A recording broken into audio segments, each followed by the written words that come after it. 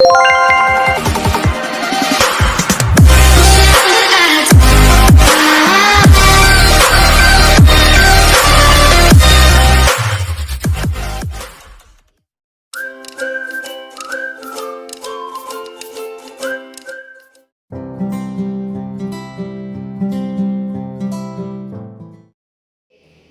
pada hari ini saya akan menceritakan kembali isi buku yang telah saya baca.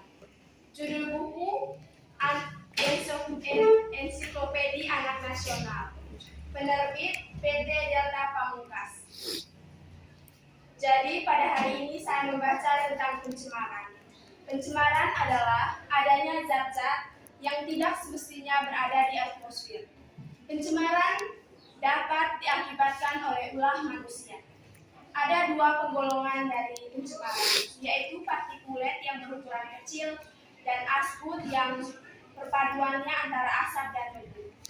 Pencemaran dapat digolongkan menjadi pencemaran udara, pencemaran air, pencemaran tanah, dan pencemaran suara. Pencemaran udara diakibatkan oleh asap pabrik. Pencemaran air diakibatkan oleh limbah manusia atau limbah rumah tangga. Pencemaran tanah diakibatkan oleh limbah rumah tangga. Pencemaran suara diakibatkan oleh suara yang melebihi 80 desibel.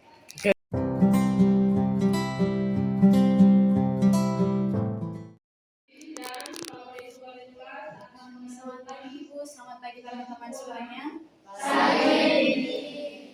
Terima kasih atas kesempatan yang telah diberikan kepada saya. Jadi sekarang saya akan menceritakan kembali hasil informasi yang saya peroleh dari buku yang saya baca.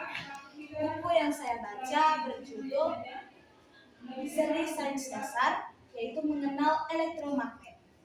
Jadi perikop yang saya baca yaitu medan magnet di sekitar arus listrik. Jadi teman-teman semuanya, elektromagnetisme adalah hubungan antara magnet dan arus listrik, di mana ketika salah satu arus magnet diubah, maka arus listrik pun akan ikut berubah arahnya. Salah satu contoh nyata adalah kompas.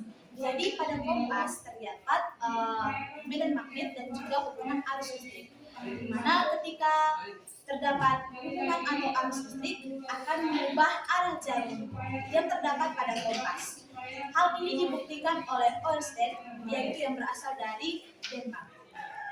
Ia membuktikan bahwa pada kompas terdapat hubungan arus listrik dan juga hubungan gaya magnet, di mana ketika kompas itu didekatkan dengan arus listrik, maka salah satu jarumnya akan ikut bergerak.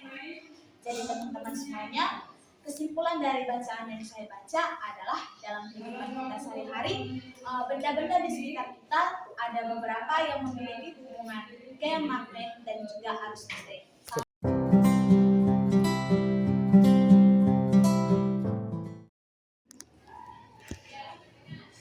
Baik, selamat pagi guru, selamat pagi teman-teman. Hari ini saya akan menceritakan isi buku yang telah saya baca. Judul buku Mengenal Kesenian Nasional 4 Ludruk, yang menulis Aji Jawotowo, yang diterbitkan oleh PT Jawa Timur. Halaman yang sudah saya baca 1-2. Isi cerita, kesenian ludruk merupakan kesenian yang berasal dari Jawa Timur. Kesenian ludruk umumnya menceritakan tentang keperwiraan seseorang. Kesenian ludruk juga merupakan jenis teater tradisional yang sudah hidup dan berkembang di tengah-tengah masyarakat Pulau Jawa.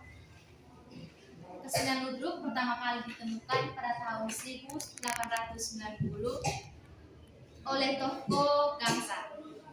Dalam pengembaraannya, Gangsar mengembara sebagai pengamen. Dia bertemu dengan seorang laki-laki yang sedang menggendong anaknya yang sedang menangis. Gangsar pun tertarik untuk menanyakan hal tersebut. Dia menanyakan kepada laki-laki tersebut mengapa dia memakai pakaian seperti perempuan. Laki-laki itu menjawab, karena ia ingin mengelabui anaknya yang sedang menangis agar anaknya beranggapan bahwa ia sedang digendong oleh ibunya. Hal itulah yang membuat Gangsar tertarik dan dan memasang seorang laki-laki dalam kesenian cerita tentang Lulu. Selamat pagi teman-teman. Terima kasih atas waktu dan kesempatan yang diberikan kepada saya. Saya akan menceritakan buku yang telah saya baca. Buku yang saya baca berjudul buku pelajaran prakarya kelas 9 semester 2. Saya membaca tentang media campuran. Kerajinan berbasis media campuran adalah kerajinan yang dibuat dari bahan yang digabungkan dari berbagai jenis, tidak hanya satu jenis, tetapi dari berbagai jenis. Prinsip untuk kerajinan berbasis media campuran, yang pertama merupakan penggabungan dari berbagai bahan yang jika digabungkan tidak memiliki reaksi kimia. Yang kedua, merupakan penggabungan dari berbagai bahan. Yang ketiga, merupakan penggabungan dari bahan yang heterogen dan homogen. Yang keempat, semua bahan memiliki karakteristik masing-masing. Yang kelima, semua bahan yang digabungkan diharapkan dapat menyatu sehingga terjadi harmonisasi. Kerajinan berbasis media campuran terbagi menjadi dua. Ada kerajinan berbasis media campuran yang alami dan buatan. Kerajinan berbasis media campuran yang alami terdiri atas kayu, logam, batu, plastik, dan keramik.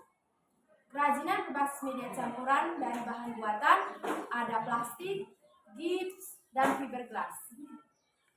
Di sini saya akan menjelaskan kerajinan berbasis media campuran dari yang terbuat dari alam.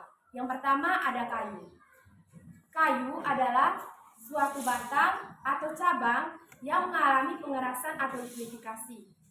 Kayu yang digunakan untuk kerajinan biasanya harus memiliki sifat yang kedap air, isolator, dan mudah dibentuk. Kayu yang digunakan biasanya adalah kayu jati, mahoni, dan lain-lain. Yang kedua adalah batu. Batu terdiri atas batu mulia dan batu permata. Batu mulia dan batu permata terdiri dari huruf A sampai huruf Z. Setelah itu terdapat batu akik. Yang berikut ada keramik.